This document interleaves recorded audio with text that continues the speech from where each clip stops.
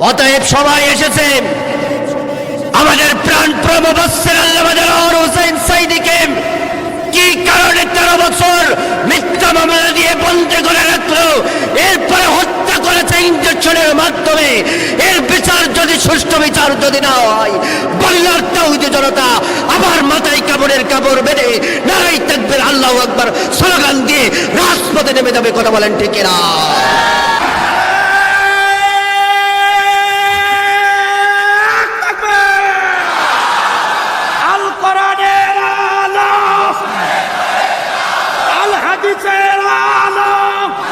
আমার ভাইরা, তারা যখন মেরে ফেললাম, কোরআনের ফাঁকিকে যখন মেরে ফেললাম, জীবিত সাঈদীর থেকে মৃত সাঈদী ভয়ঙ্কর হিসেবে পরিণত হয়ে গেল তাদের কাছে।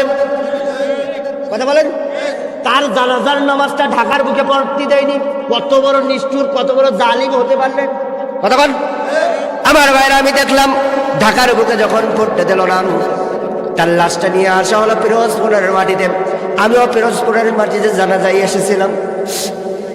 আমার দুই চোখ দিয়ে দেখেছি হাজার হাজার হাজার হাজার লক্ষ লক্ষ মানুষ তার জানাজায় শরীক হয়েছিল। অতএব বোঝা যায় তাদের মরার পরে জানাজায় লোক পাওয়া যায় না, তাদের মরার পরে মানুষের আলহামদুলিল্লাহ বলে। আর আমাদের কোরআনের ফাঁকির জানাজায় বাধা দেওয়ার পরে লোক জায়গা দেওয়া দিয়ে পারা যায় না। আমি নিজের চোখ দিয়ে দেখেছিলাম 5 কিলোমিটার দূর যেদিকতে যাবেন 5 কিলোমিটার পর্যন্ত মানুষের সংযম হয়েছিল। কথা বলেন ঠিক কিনা?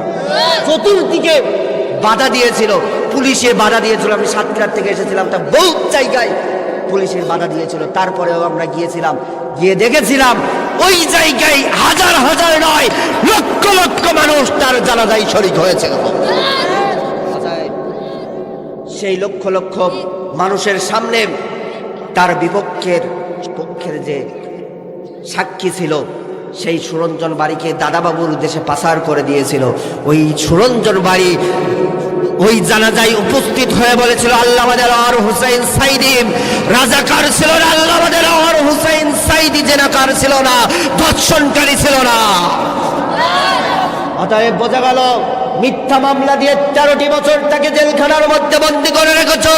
সবাই এসেছে, এর বিচার যতক্ষণ না হবে বাংলার তাওহীদি জনতারা বসে থাকবে না, থাকবে না, থাকবে না। কথা বলেন ঠিক কিনা?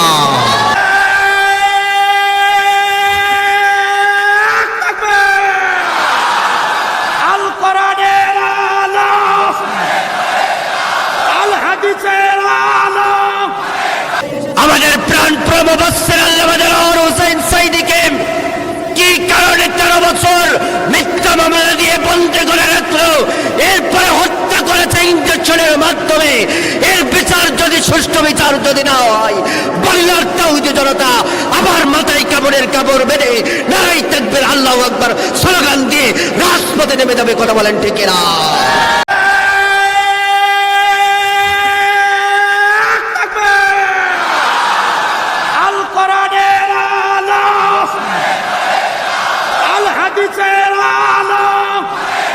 আমরা সবাই সেই আল্লামা কোরআনের পাখির জন্য দোয়া করি, তার জীবনের সমস্ত গুনাহ যেন মাফ করে দিয়ে আল্লাহ তাআলা তাকে যেন জান্নাতের উচ্চ মাকাম দান করেন।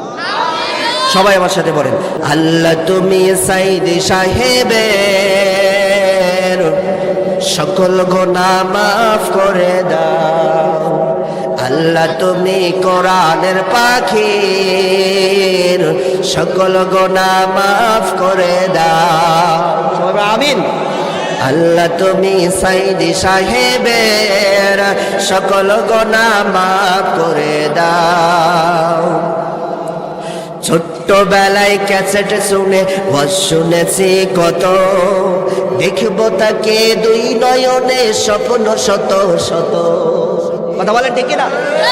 ছোট্টবেলায় ক্যাসেট কিনে ওয়াজ শুনেছি কত, দেখবো তাকে দুই নয়নে স্বপ্ন শত শত, ভেবেছিলাম হয়তো আবার ফিরবে মোদের মাঝে, মধুর সুরের তাফসীর আজ সবার কানে বাজে, ভেবেছিলাম হয়তো আবার ফিরবে মোদের মাঝে, মধুর সুরের তাফসীর আজ সবার কানে বাজে।